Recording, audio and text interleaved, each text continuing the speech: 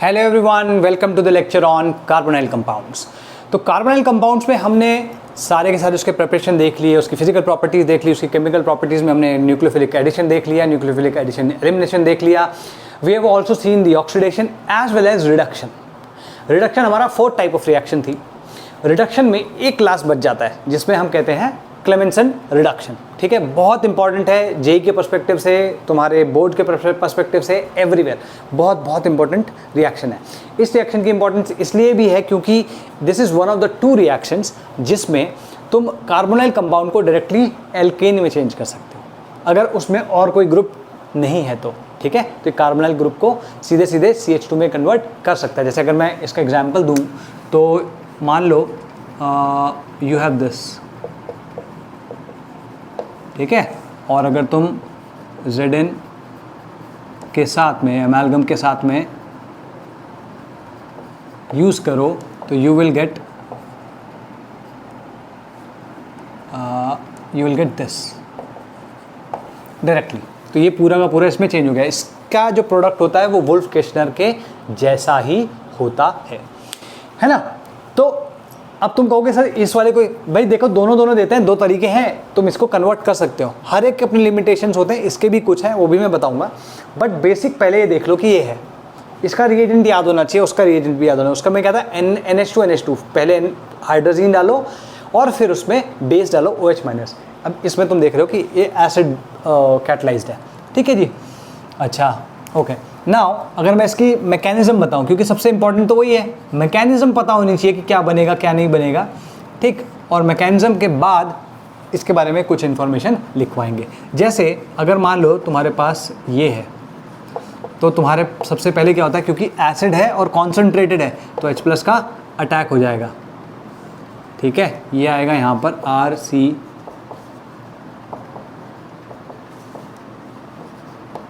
देखो वैसे तो कोई लोग क्या करते हैं सीधे इस डबल बॉन्ड को ही शिफ्ट कराते हैं एक ही बारी में, बट देन अगेन कोई बात नहीं। ठीक है, RCOH+R'। अब यहाँ पर 2 इलेक्ट्रॉन आते हैं। कहाँ से आते हैं 2 इलेक्ट्रॉन? Zn जो होता है दैट गिव्स Zn2++2 इलेक्ट्रॉन्स। ठीक है, तो Zn जो होता है इसलिए यहाँ पर काम में आएगा। This is how Zn will get used या हेल्प। ठीक है, यहाँ पे 2 इलेक्ट्रॉन किस पे आएंगे? ये दोनों इलेक्ट्रॉन यहाँ पर आ जाएंगे। तो यहाँ पे प्लस चार्ज था, एक बारी में न्यूट्रल, दूसरी बारी में नेगेटिव चार्ज OH_। ठीक है जी, अच्छा अब देन अगेन यहाँ पे 2H+ आ सकते हैं, यहाँ पे है ना। 2H+ आ जाएंगे तो क्या हो जाएगा इधर RCH2। एक सेकेंड रुको, एक H+ आएगा, नहीं 2H+ नहीं, एक H+ आएगा। ठीक है, हाँ एक H+ आएगा तो यहाँ पे क्या आएगा RCHOH_R'। ठीक है जी, अगेन यहाँ पर H+ का अटैक, इनफैक्ट H+ 2 कर सकता था, एक इस पे का अटैक करता है, एक इस पे। अब ये जो अटैक, ये जो H+ है इस पे इसका अटैक होगा। हालांकि मेरे को 2, चलो ठीक है ऐसा करते हैं, साथ दिखा देते हैं, क्योंकि फिर तुम बोलोगे सर पहले उस पर क्यों इस पर क्यों नहीं। ठीक है, ये समझो ये वाला तो इस पर अटैक करेगा और इस वाले का अटैक इस पर होगा। ठीक है, तो अगर तुम देखोगे यहाँ पर, सॉरी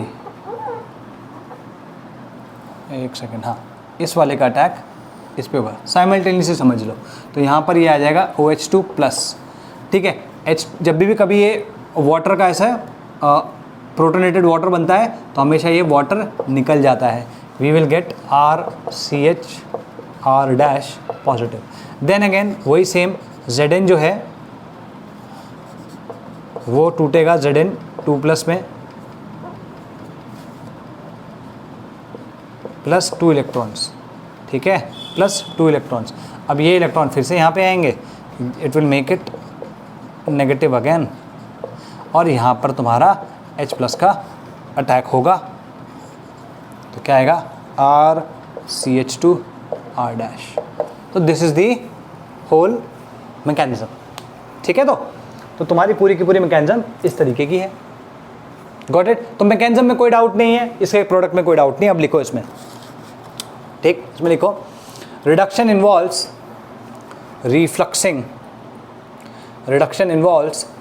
refluxing रिफ्लक्स करने का मतलब क्या होता है, जैसे तुम दूध देखा होगा ना तुमने, जैसे मिठाई बनाने वाले होते हैं वो क्या करते हैं, दूध को उसको उबालते रहते हैं, है ना।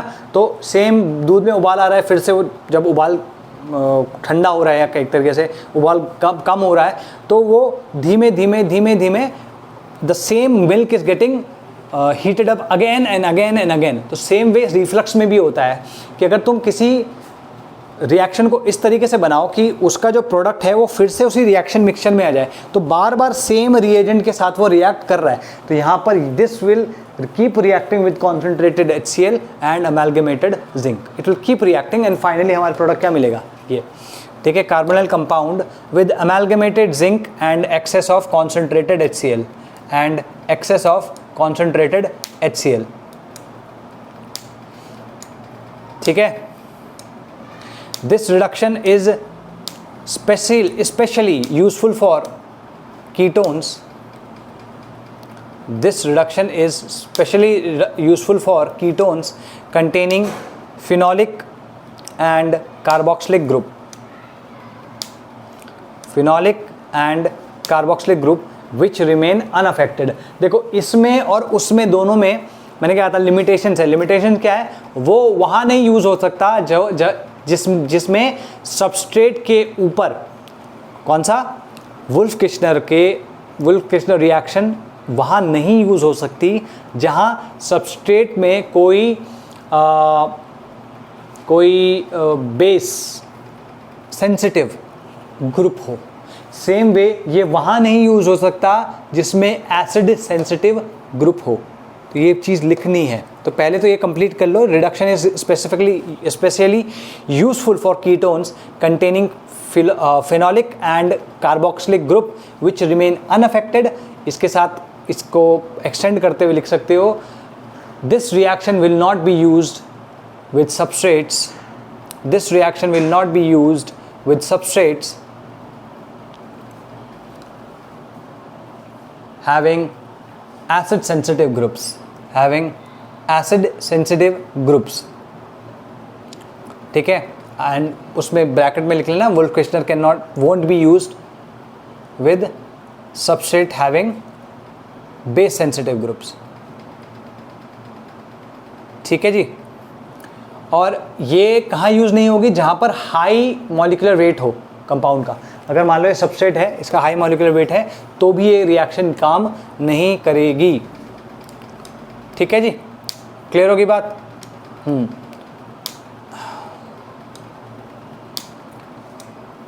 ठीक है, नेक्स्ट लिखो, रिएक्शन फेल्स, ये हो गया high alpha beta unsaturated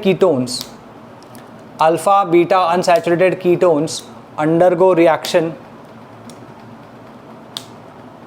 both at the double bond and the carbonyl group. मान लो इस तरीके का कोई तुम्हारे पास कंपाउंड है, CH3 CH double bond CH C double bond OR। मान लो ऐसा है, अगर मैं इसमें ZnHG और HCl यूज़ करूं, तो यहाँ पर मुझे मिलेगा CH3 CH2 ठीक है। तो यहाँ पर इधर भी रिडक्शन हो गया और इधर भी रिडक्शन हो गया, ठीक है। तो ये मेरे को प्रोडक्ट मिलेगा, ये ध्यान रखना, गॉट इट। अच्छा, तीसरी चीज़ ये लिखो कि वुल्फ किश्नर भी ये रिएक्शन देता है, लेकिन this one is easier to perform, ये ज़्यादा आसानी से हो जाती है, इसलिए इसको ज़्यादा प्रेफर किया जाता है, ठीक। ये चीज़ लिख लो। और ये जो रिएक्शन है, दिस वाज गिवन बाय नाकाबायास्की, नाम भी खतरनाक है, नाकाबायास्की या नाकाबायास्काई व्हाटएवर, ठीक है, गॉट इट।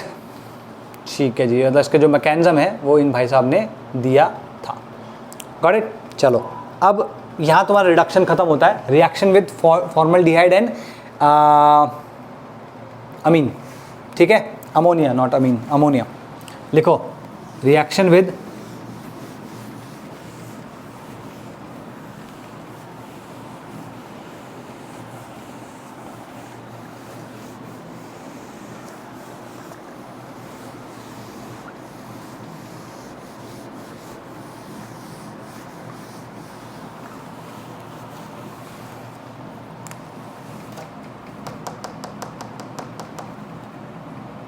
ये फिफ्थ वाला है, रिएक्शन विद, हालांकि शायद ये बाद में था रिएक्शन, मैं पहले ये दोनों के दोनों करा रहा हूँ।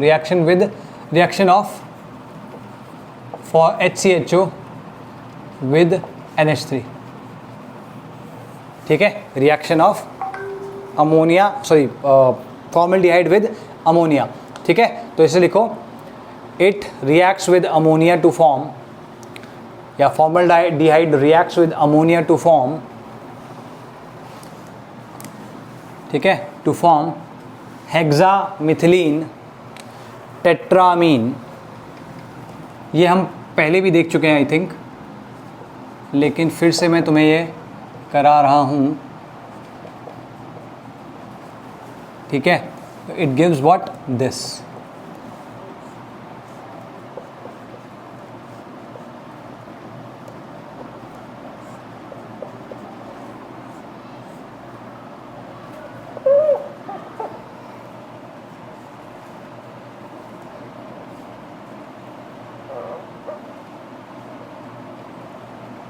बेसिकली यहाँ पर भी CH2 ही तो है, यहाँ पर भी CH2 ही है, यहाँ पर भी CH2 ही है, ठीक है। यहाँ पर N होगा, यहाँ पर CH2 आएगा, फिर N, फिर CH2N, ठीक है। दिस इज कॉल्ड हेक्सामिथिलीन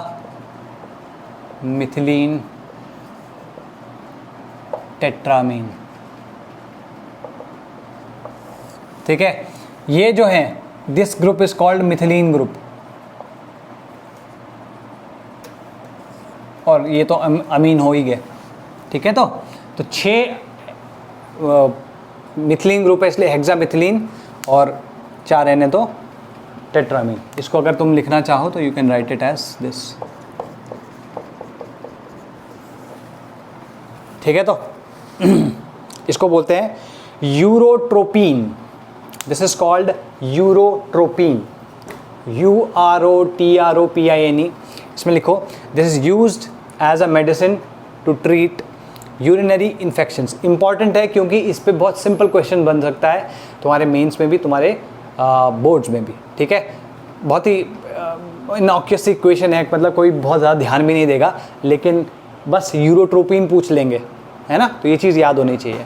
तो urotropine is used as a medicine to treat urinary infections, ठीक है।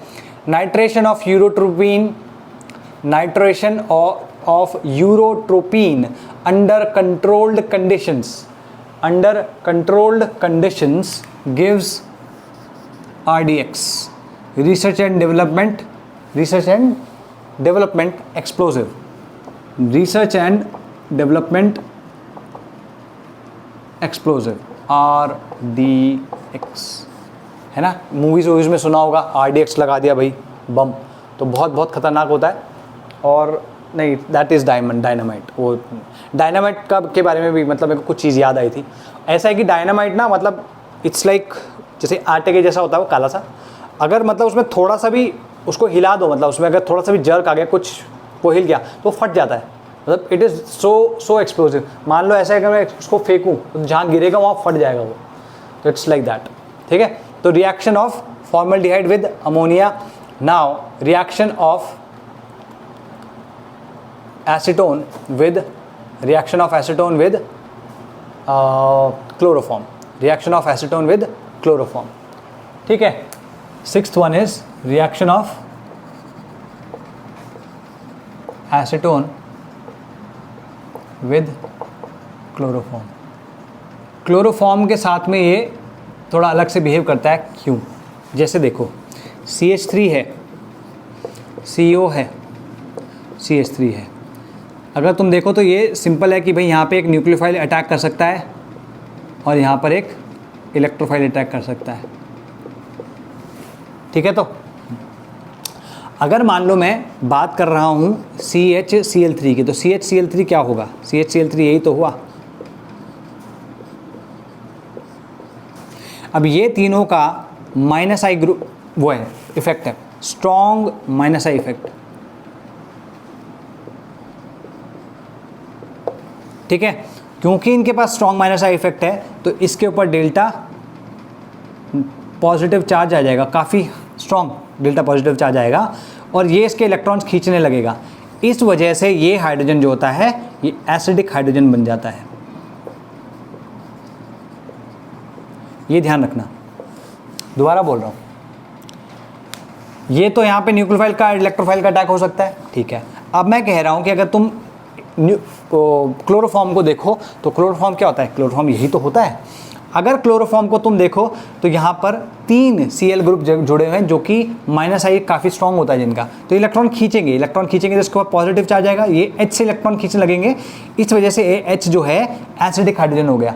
हालांकि मैंने क्या बताया था कि ग्रुप 16 और ग्रुप 17 के ही एलिमेंट से अगर हाइड्रोजन डायरेक्टली जुड़ा हुआ है तो उसको एसिडिक हाइड्रोजन बोलेंगे, लेकिन यहाँ पर देख रहे हो तुम कि this is also called acidic hydrogen. क्यों? क्योंकि H जो है वो एक बहुत ही इलेक्ट्रॉन डेफिशिएंट कार्बन से जुड़ा है, जिसकी वजह से इसके ऊपर भी इलेक्ट्रॉन डेफिशिएंसी आएगी and it can go out as H+। तो दिस इज एसिडिक हाइड्रोजन। अब ये एसिडिक हाइड्रोजन है, तो अगर मैं इसे बेस के साथ रिएक्ट करा दूं, तो क्या होगा, this base will take away this, और ये अगर इसको लेके चला गया तो हमें क्या मिलेगा, H2O प्लस CCl3-। तो हमारे पास क्या आ गया, न्यूक्लियोफाइल। और अगर हमारे पास न्यूक्लियोफाइल आ गया है तो हम सीधे सीधे क्या कर सकते हैं भाई, हम इसको यहाँ पे अटैक करा सकते हैं, CCl3-। अब इसका यहाँ पे अटैक हो गया तो इधर आ जाएगा, है ना। तो ये सारा का सारा हम मिटा देते हैं। अरे ले भाई, तो यहाँ पे क्या आएगा, ये CH3O, यहाँ आएगा CCl3। Are we clear? यहाँ पे ये अच्छा, जो H2O है, अगर मैं इसमें H2O दूँ तो यहाँ पे H+ दे सकता है ना इसको, ये H+ दे देगा तो क्या आ जाएगा, यहाँ पे -OH- निकाल दो और यहाँ पे आ जाएगा CH3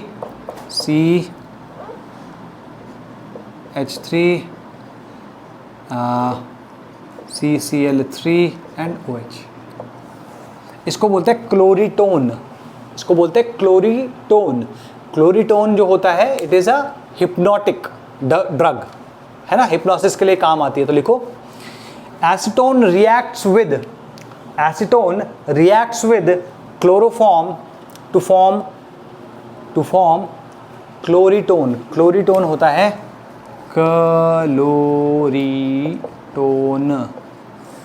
क्लोरीटोन। Acetone reacts with chloroform to form chloroetone, which is hypnotic in nature, ठीक है। तो इसमें लिखो, the reaction proceeds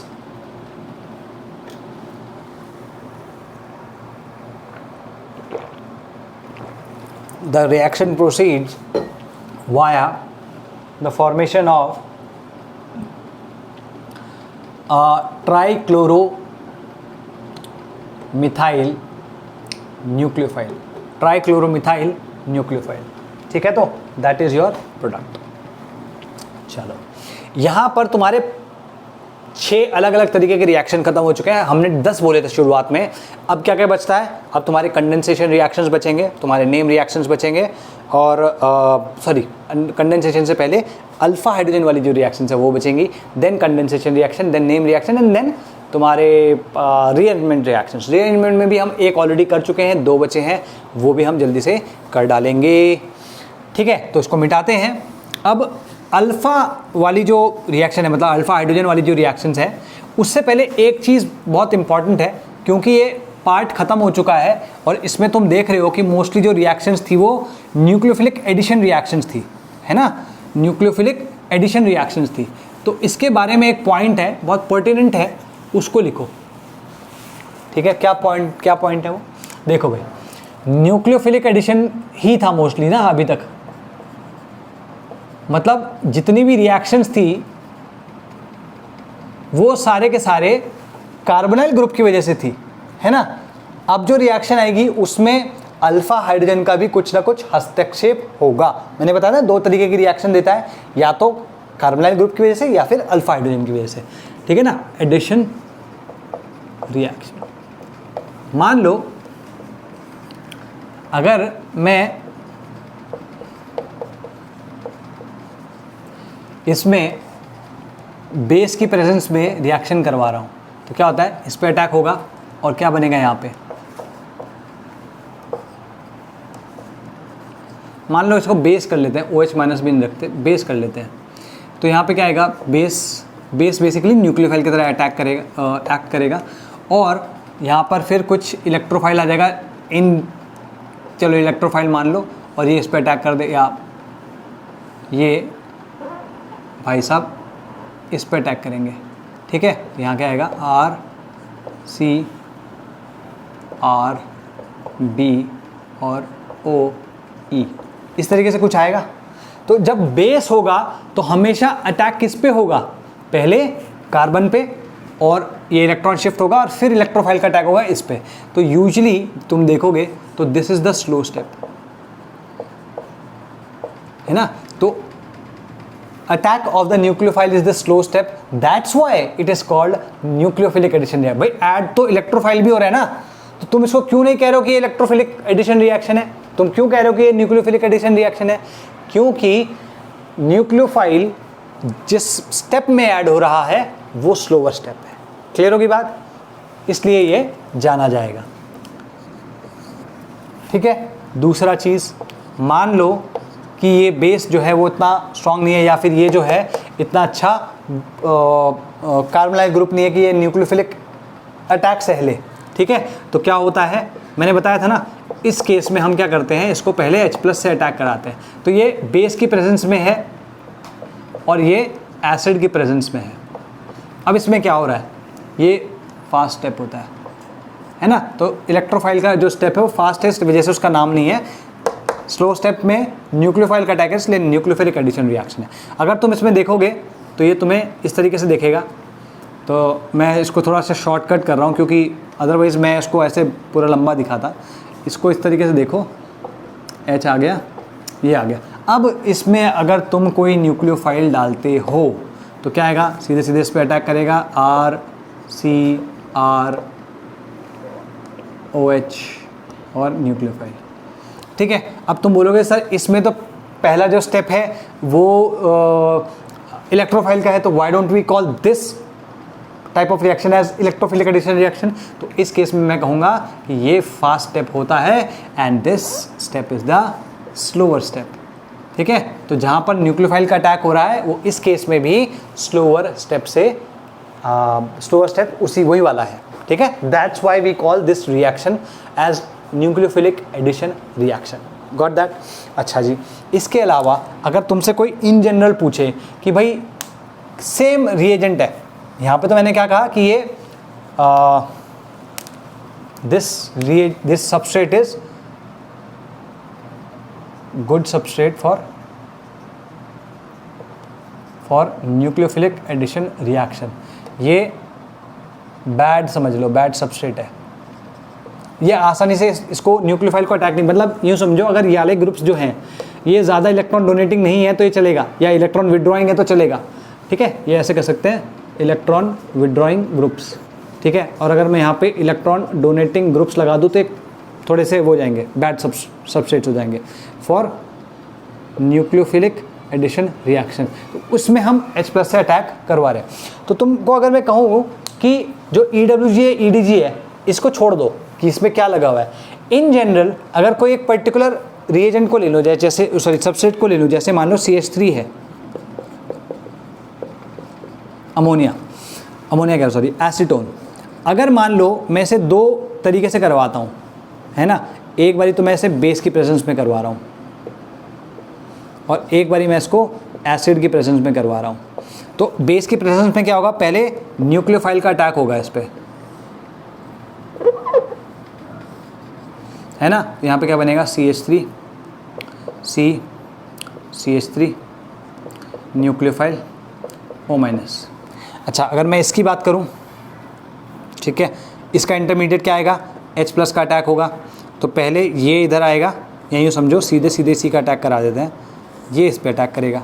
तो हम यहाँ पे अगर देखें तो क्या आएगा, CH3OH पॉजिटिव। तुम में से अगर मैं तुमसे पूछूं कि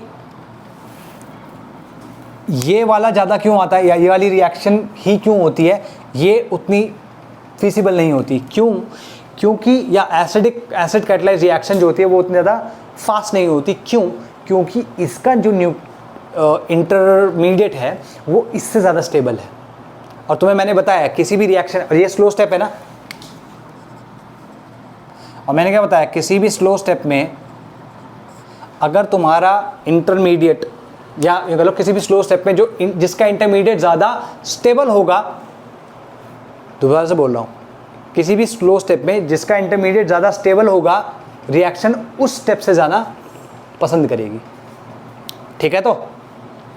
तो अगर हालांकि ये फास्ट स्टेप है, एग्री, लेकिन ये बनना भी तो नहीं चाहेगा ना उतना आसानी से। ये इंटरमीडिएट बन रहा है इसलिए। अच्छा, ये स्टेबल क्यों है ये भी देख लेते हैं। ये स्टेबल इसलिए क्यों है क्योंकि इसके ऑक्टेट पूरा है सबका, octet is complete for all. इस केस में क्या है, इसका ऑक्टेट कंप्लीट है, कंप्लीट नहीं है, ऑक्टेट इनकम्प्लीट। इसका ऑक्टेट जो है वो इनकम्प्लीट है, ये ध्यान रखना है। ठीक है? तो ये ऑक्टेट कंप्लीट है, इसका ऑक्टेट इनकम्प्लीट है। ठीक? तो क्योंकि ये ज़्यादा स्टेबल है इंटरमीडिएट, तो ये इस पाथ से जाना ज़्यादा पसंद करता है एज कम्पेयर टू दिस।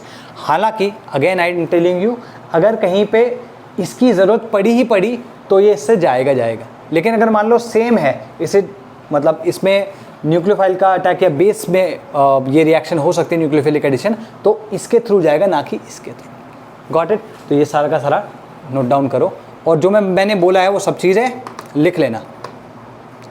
ठीक है? तो अब हम नेक्स्ट जो रिएक्शंस है उनकी बात करेंगे।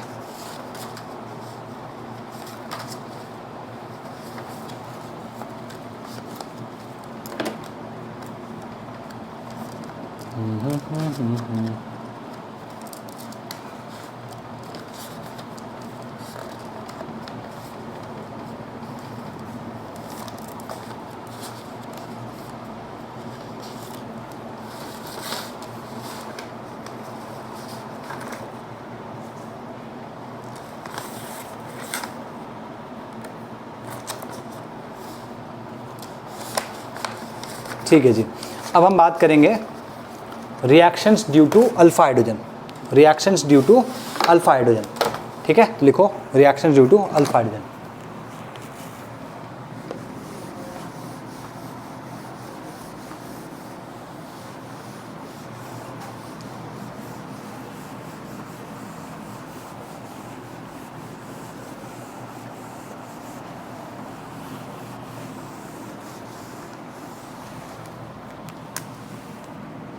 This is the seventh one, reactions due to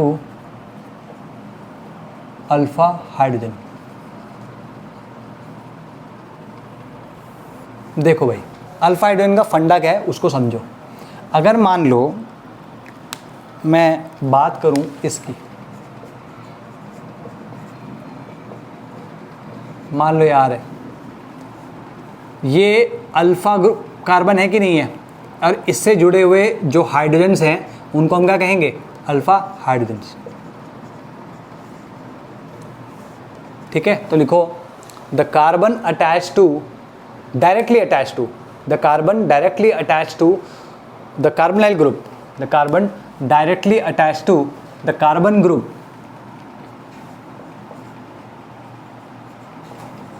is called alpha carbon, is called alpha carbon, and the hydrogens directly attached to that carbon, that alpha carbon, and the hydrogens attached directly to that alpha carbon are called alpha hydrogens। ये clear हो गया कि alpha hydrogen क्या होता है? Cool. अब alpha hydrogen के बारे में क्या है, मैं पहले बता चुका हूं कि अल्फा हाइड्रोजन जो होते हैं एसिडिक होते हैं नेचर में। क्यों होते हैं ये भी मैं बता चुका हूं, दोबारा से यहाँ पे रिपीट कर लेते हैं। अगर मैं बात करूं इसकी,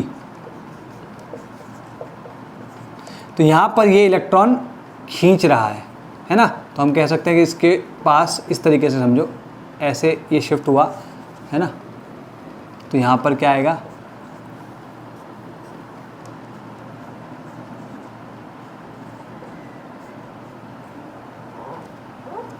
ये अगर इसके पास पॉजिटिव चार्ज है तो इससे खींचेगा, तो इसके ऊपर स्लाइटली पॉजिटिव चार्ज आएगा। अब क्योंकि इसके ऊपर स्लाइटली पॉजिटिव चार्ज है तो ये इससे इलेक्ट्रॉन खींचेगा और H जो है वो एसिडिक हो जाएगा। क्लियर होगी बात? तो इसमें लिख लो, due to the partial positive charge on the carbonyl carbon, due to the positive charge on the carbonyl carbon, on the carbonyl carbon, there is partial positive charge developed at the alpha carbon. There is positive charge, partial positive charge developed at alpha carbon, which makes the alpha hydrogen acidic, which makes the alpha hydrogen acidic. ठीक है, ये अपने को पता है। अगर मान लो मैं ऐसे लिखो इसमें अल्फा हाइड्रोजन्स, ठीक है, अगर मैं इसमें कोई और भी ज़्यादा इलेक्ट्रॉन विड्रॉइंग ग्रुप बना दूँ, लगा दूँ, जैसे मान लो अगर मैं ऐसा कुछ करूँ और यहाँ पर कोई कार्बन है और फिर कोई इलेक्ट्रॉन विड्रॉइंग ग्रुप है, स्ट्रॉन्ग इलेक्ट्रॉन विड्रॉइंग ग्रुप, तो क्या होगा, इसकी वजह से भी यहाँ पर ये H+ जो वो एसिडिटी समझ लो इंक्रीज कर जाती है, ये ध्यान रखना है। ठीक है, तो लिखो दस कार्बोनाइल कंपाउंड्स, और देखो क्योंकि एसिडिक है तो ये बेस द्वारा एब्स्ट्रैक्ट किया जा सकता है। अगर मान लो मैं इसकी ही बात करूं, जैसे यहाँ पे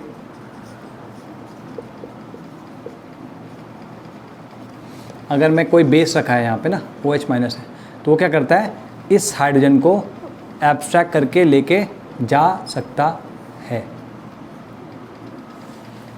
ठीक है, ये हमें मिल सकता है, अगर स्ट्रॉन्ग बेस हुआ तो हमें ये मिल सकता है। ठीक है, तो लिखो 10 carbonyl compounds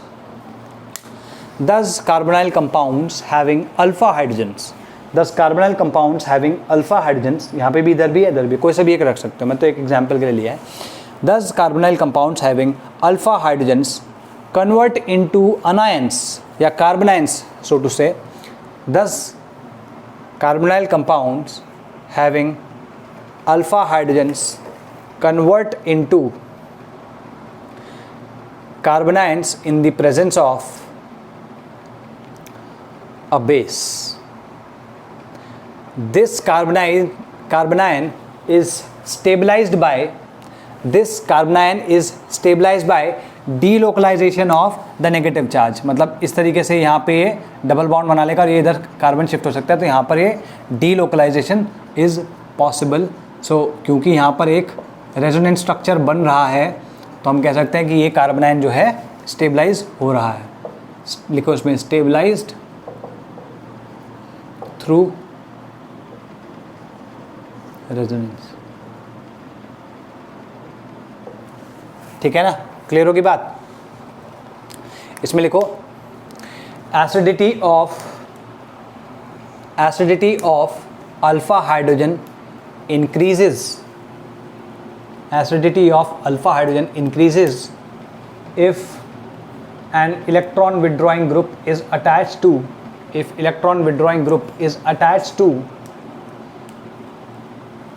the chain containing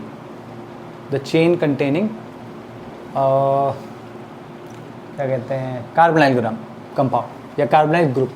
ठीक है, थर्ड लिखो, थर्ड या फोर्थ, आई थिंक ये फोर्थ लिखो पॉइंट, कि इनकी जो एसिडिटी होती है वो एल्काइन, जो टर्मिनल एल्काइन होता है ना, जैसे ये हो गया,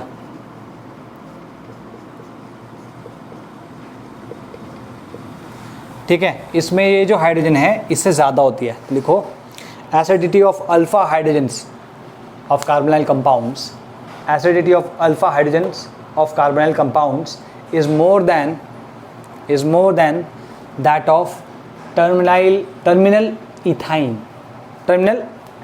इनफैक्ट इथाइन लिख लो, टर्मिनल अल्काइन क्या, इथाइन लिख लो, इथाइन। ठीक है, क्योंकि यहाँ पे तो फिर भी एक है, मैं तो जो बात कह रहा हूँ वो तो ये है, इस तक में इससे इनसे ज़्यादा एसिडिक है, जब इनसे ज़्यादा एसिडिक है तो इससे ज़्यादा एसिडिक तो हो गई, ठीक है, is more acidic than ethyne, ठीक है। और जिस कंपाउंड में तुम मिथिलीन, एक्टिव मिथिलीन ग्रुप बना लो तो उसमें तो और भी ज़्यादा, जैसे मान लो ये है,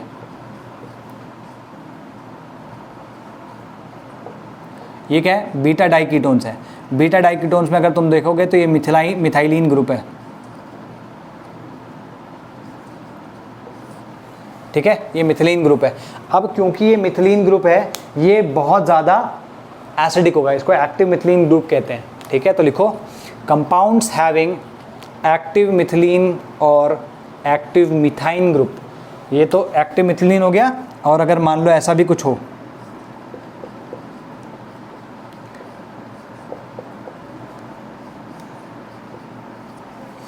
एक्टिव मिथिलीन और methine group are even more acidic, active methylene और methine group are even more acidic than simple aldehydes और कीटोन्स, दैन सिंपल एल्डिहाइड्स और कीटोन्स। तो ये दोनों के दोनों एग्जाम्पल लिख लो, ये मिथिलीन ग्रुप है, ये एक्टिव मिथाइन ग्रुप है, ठीक है जी, ओके। अब एक बहुत इंपॉर्टेंट चीज़ बता रहा हूँ, जैसे अल्फा हाइड्रोजन निकल रहा है बाय द बेस, तो कौन सा वाला निकलेगा भाई, ये कैसे पता चलेगा या क्यों हमें पता करना है उसको देखो। जैसे मैं बात करूं इसकी, तो इसमें क्या है, एक ही तरफ है ना अल्फा हाइड्रोजन, तो अगर मैं इसको बेस के साथ करूंगा तो क्या बनेगा, CH2 माइनस CH। भाई ये 3 है ना, 3 में से कोई एक ही जाएगा, इसी कार्बन से जाएगा, दूसरा कोई कार्बन ही नहीं है। मान लो मैं इसकी बात कर लूं तो यहां पर ये हैं 2 अल्फा हाइड्रोजन, अगर मैं बेस यूज करता हूं तो ये क्या मिलेगा मेरे को, भाई इधर तो कोई चॉइस ही नहीं है ना, इसी पे हाइड्रोजन अल्फा हाइड्रोजन, इसी पे अल्फा हाइड्रोजन है तो ये निकलेंगे। मान लो मैं इसकी बात कर रहा हूं तो यहां तो कोई अल्फा हाइड्रोजन है ही नहीं, तो रिएक्शन नहीं होगी, ठीक है। लेकिन अगर मान लो, अच्छा चलो ये भी है, मान लो इसी की बात कर लूँ मैं, अगर बेस है तो तुम बोलोगे सर ये वाला निकलेगा या ये वाला, तो दोनों सिमिलर है यार, कोई सा भी निकल सकता है, ठीक है, तो हम ये बना लेते हैं, ठीक है। लेकिन अगर इंस्टेड ऑफ दिस ये है,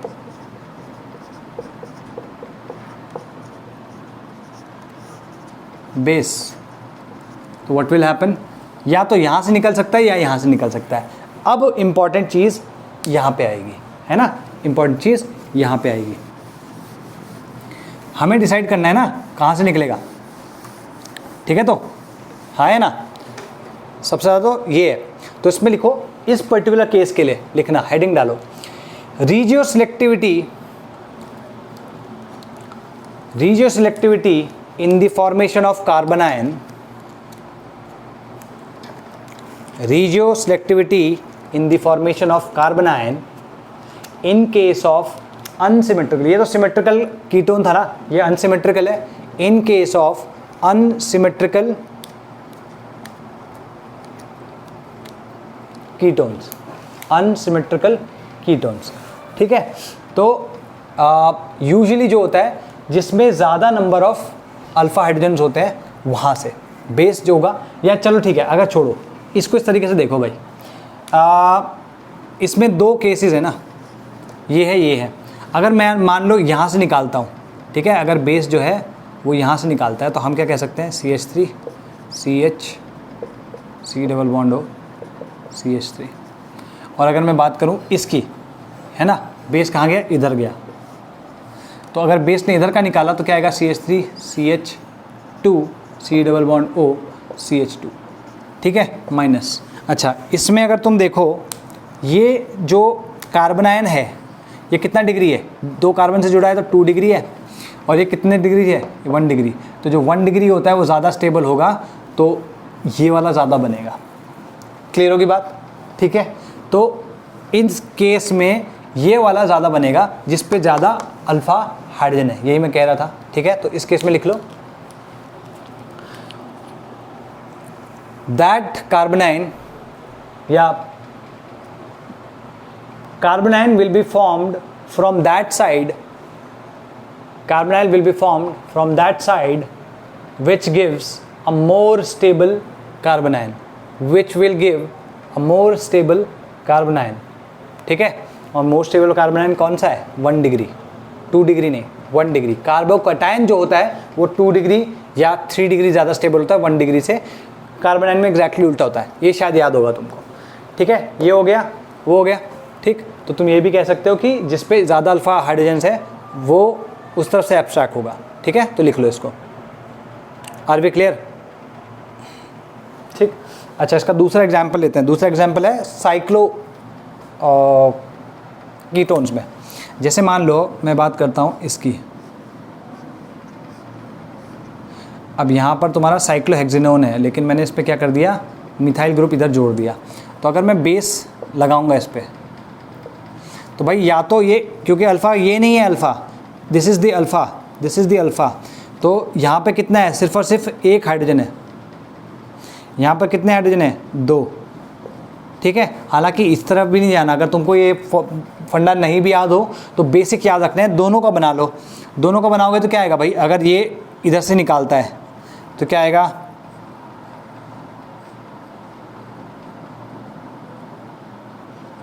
ये माइनस आ जाएगा। और अगर ये निकालता है बेस, तो हम क्या कह सकते हैं यहाँ से, तो ये निकलेगा ऐसा।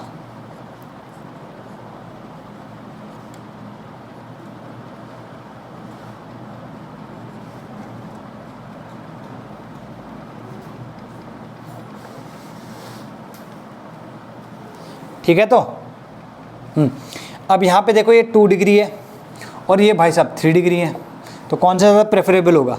ये वाला, है ना? तो ये वाला ज़्यादा बनेगा, या ये कह सकते हो यही वाला बनेगा। Got it?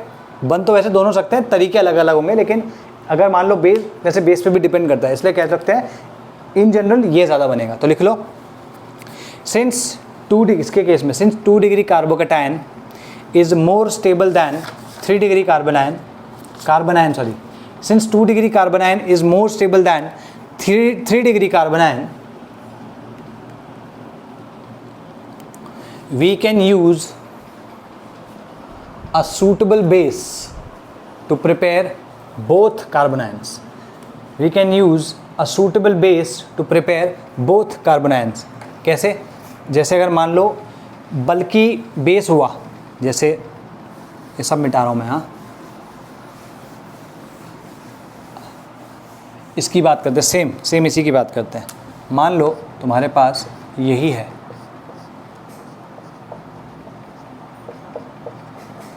ठीक है जी, एक बारी तुम यूज़ कर रहे हो बल्कि बेस, तो बल्कि बेस क्या करेगा, वो यहाँ से निकालना चाहेगा, तो तुम्हारा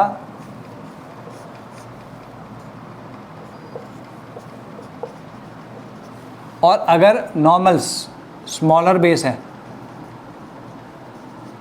तो वो यहाँ से भी निकाल सकता है, तो तुम्हारा ये प्रोडक्ट, ये वाला कार्बोनाइन भी बन सकता है।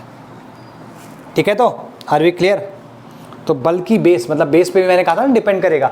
एक तो एक जनरल टेंडेंसी है कि भाई ये वाला कार्बोनाइन ज़्यादा स्टेबल है एज़ कम्पेयर टू दैट, तो ये वाला ज़्यादा बनेगा उससे। लेकिन अगर बेस हम डिफरेंट यूज़ करें तो इस वाले केस में ये सपोर्टेड होगा, उस वाले केस में वो वाला सपोर्टेड होगा। ठीक है, तो बल्कि बेस इसमें जैसे LDA हो गया, ठीक है, और या फिर NaH। इस केस में LDA जो होता है वो ये होता है भाई,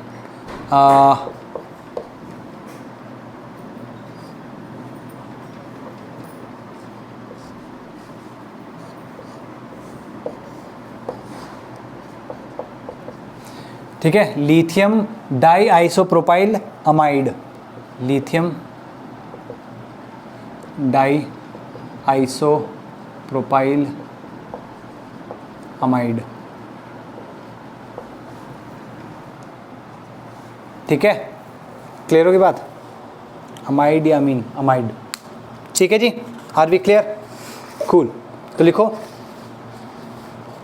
small base attacks on the more hindered, small base attacks on the more hindered alpha carbon, the more hindered alpha carbon to form less stable 3 degree carbanion, to form less stable 3 degree carbanion, whereas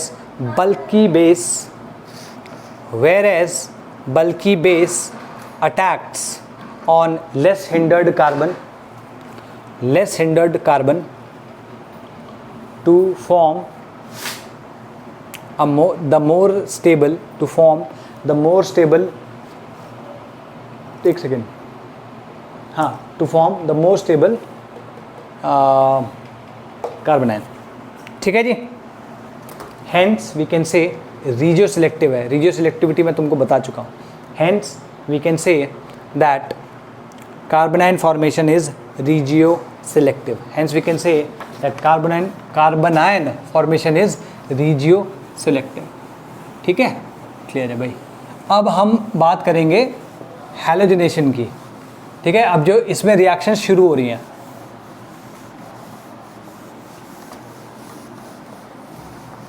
आज तुम्हारे 7 complete हो जाएंगे, बाकी जो 3 बचे हैं वो हम जल्दी जल्दी कंप्लीट करेंगे। ओके, सो फर्स्ट ऐसे लिखो हैलोजिनेशन। ठीक है, हैलोजिनेशन। तो फर्स्ट है एसिड कैटलाइज्ड। ठीक है जी, एसिड कैटलाइज्ड जब भी होगा तो हमेशा क्या होगा इसमें, जैसे एग्जाम्पल के तौर पे हमारे पास है एसीटोन। ठीक है, तो अगर मैं इसे Br2 के साथ रिएक्ट कराता हूँ इन द प्रेजेंस ऑफ CH3COOH, मतलब एसिड की प्रेजेंस में, तो इट विल गिव दिस। ठीक है, तो इसमें सिंगल मोनो हेलो डेरिवेटिव मिलेगा। तो लिखो इसमें in the presence of acid we get only mono halo derivative.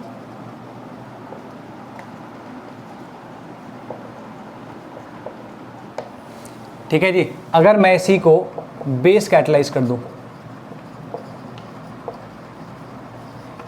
यहां पर एक चीज ध्यान देने वाली है, अगर बेस कैटलाइज होगा तो हम ऐसा कुछ नहीं यूज कर सकते, मतलब ऐसा कुछ नहीं यूज करेंगे। क्यों? क्योंकि इसमें आयोडोफॉर्म रिएक्शन मिलती है, तो मैं ये यूज करूंगा।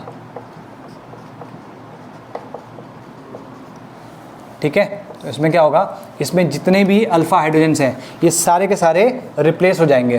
तो जैसे मान लो X2 और OH माइनस है, देखना ये जो ध्यान रखना है, ये जो रिएजेंट है ना यहाँ पे मैं यूज़ कर रहा हूँ X2OH minus, this reagent is मतलब अपार्ट फ्रॉम क्लोरोफॉर्म जिसका हमने क्लोरीटोन देखा, अगर तुम ब्रोमोफॉर्म या आयोडोफॉर्म देखोगे तो ये आयोडोफॉर्म टेस्ट देता है with such kind of compounds, इनके साथ नहीं देगा। क्या क्राइटेरिया क्या है कि 3 अल्फा हाइड्रोजन नहीं होना चाहिए। 3 अल्फा हाइड्रोजन नहीं होंगे तो ये जो मैं अभी रिएक्शन करा रहा हूँ तो होगी। तो अगर 3 अल्फा हाइड्रोजन नहीं है तो यहाँ पर क्या होगा, सबसे पहले इसके चेंज हो गए, मतलब इसका रिप्लेस होगा CH2 कोई किसी भी एक का, मतलब नॉट कि इसी का, बट जिसका भी होगा उसके दोनों एक साथ होंगे।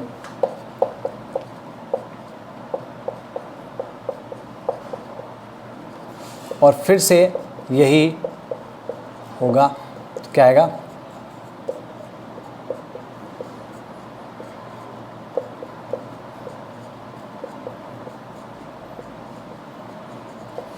ठीक है। तो ये ध्यान देना है, बेस कैटलाइज में जितने भी अल्फा हाइड्रोजन है वो सारे के सारे रिप्लेस हो जाएंगे और पहले एक के होंगे और फिर दूसरे के। ठीक है, अगर ये रिएक्शन इसके साथ करवाता मैं, मान लो ऐसा कुछ होता, लेट्स से इसकी मैकेनिज्म सब मैं बाद में बताऊंगा, एक पर्टिकुलर लेक्चर इसके बारे में ही ले लेंगे। तो यहाँ पर क्या होता है, ये बनता है,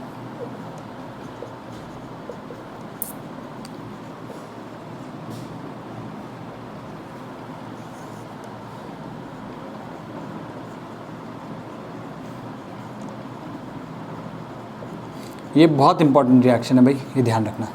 हालांकि इस पे एलैबोरेट नहीं कर रहा हूँ, बस मैं ये बताना चाह रहा हूँ कि अगर ये रिएक्शन मतलब ये सबस्ट्रेट है तो इसमें तो ये रिएक्शन हो सकती है, लेकिन क्योंकि इसमें अगर देखो इस वाले में अगर तुम्हारे पास तीन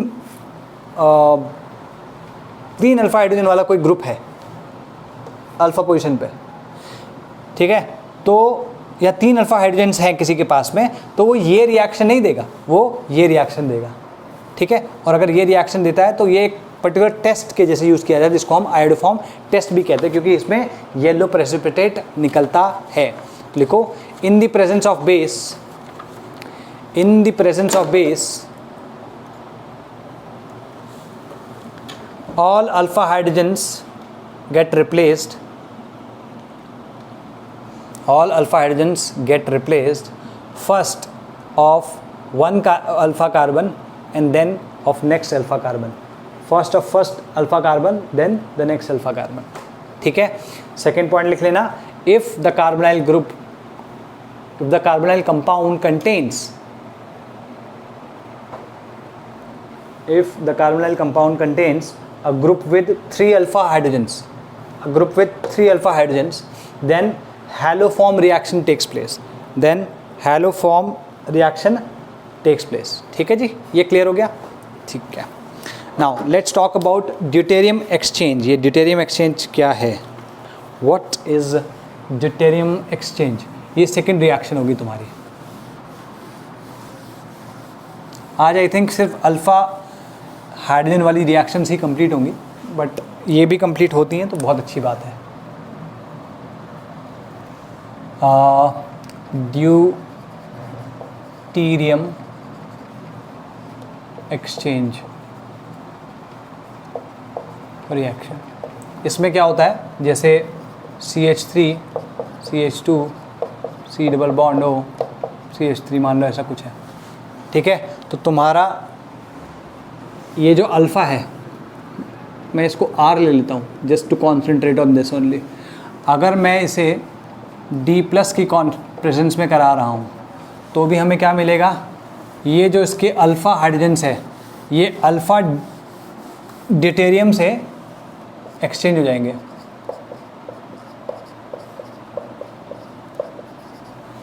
ठीक है। या फिर अगर मैं इसे इससे भी इसकी प्रेजेंस में भी कराऊं तो भी मुझे यही मिलेगा, ठीक है। तो लिख लो, such reactions can be catalysed by, such reactions can be catalyzed by both D plus and OD minus, can be catalyzed by both D plus and OD minus। इसमें लिख लो, in both the cases all the hydrogens only on only one of the alpha carbons, all the hydrogens on only one of the alpha carbon are replaced by D। जैसे इसमें अगर मैं बात करूं तो ये एक ही वाले रिप्लेस हुए हैं, ठीक है। Next one is called racemisation.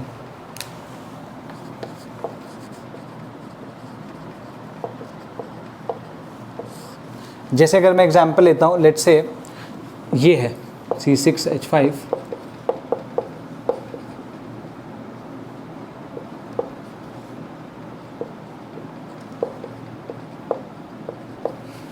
अगर मैं मान लो ये कोई एक पर्टिकुलर कॉन्फ़िगरेशन का ये R है, और अगर मैं इसे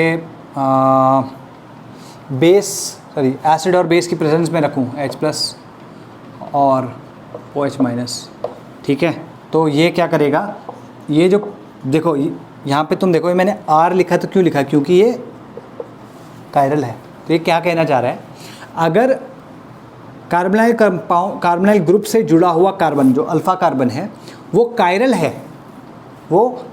है, तो अगर हम उसे एसिड या बेस की प्रेजेंस में रखते हैं तो ये रेसिमाइज कर जाता है। इसमें 50% R और 50% S,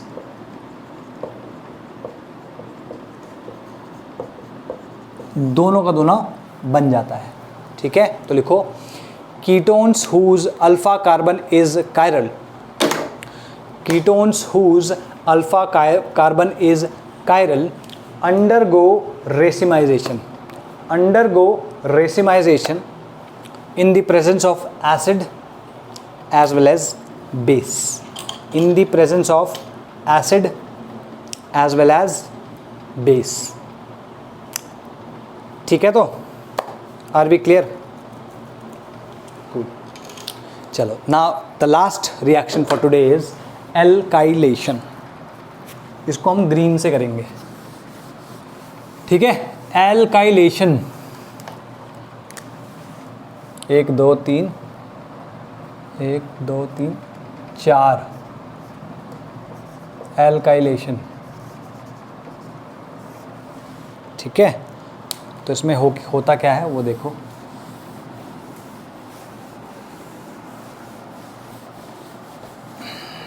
जैसे मान लो वी हैव दिस,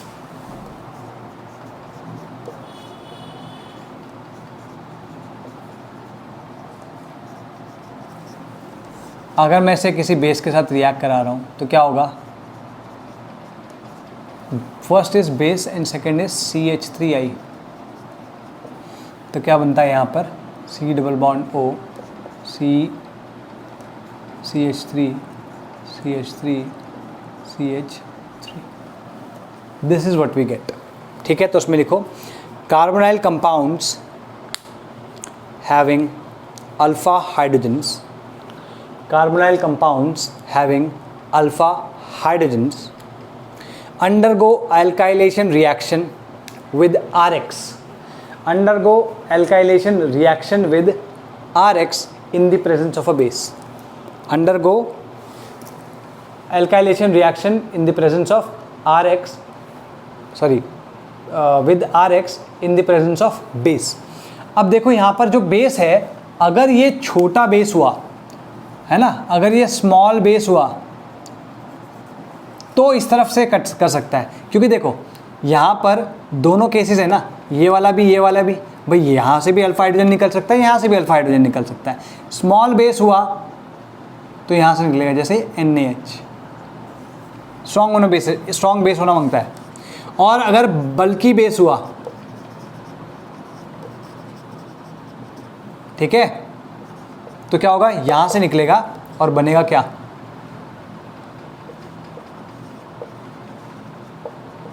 यहाँ बनेगा CH3 CH2 CH3. अब मैं इसकी दोनों की मैकेनिज्म लिख देता हूँ.